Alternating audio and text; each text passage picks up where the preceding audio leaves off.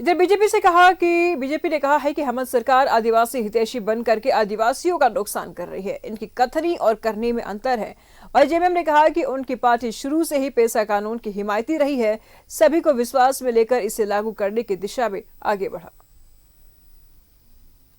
आदिवासियों के हित के लिए एक बड़ा महत्वपूर्ण कानून है और ये सरकार तो अपने आप को आदिवासियों की सरकार कहती है, लेकिन इनकी कथनी और करने का अंतर देखिए। पेसा कानून तो बन गया, लेकिन वो कानून तभी नोटिफाई होगा जब उसकी नियमावली नोटिफाई हो जाएगी।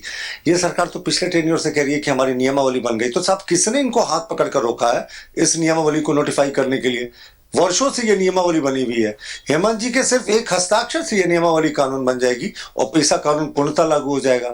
तो राज्य सरकार की कथनी और करनी में बड़ा अंतर दिखता है। अब तो हाईकोर्ट की भी फटकार लगी है, अब शायद सरकार जागे। देखिए, पेशा कानून को लेकर अगर कोई आंदोलनरत या कोई मांग किसी ने उठाया तो वो था Jharkhand Mukti Morcha.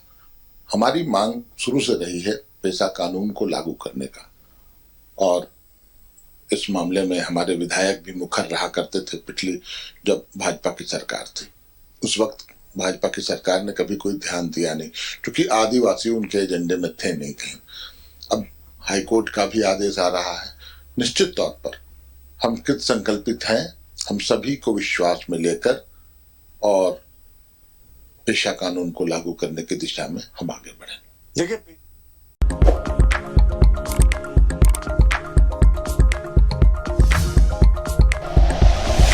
Like and share videos, subscribe करें हमारा चैनल और प्रेस करें बेल आइकॉन। न्यूज़ 11 भारत, सच है तो दिखेगा।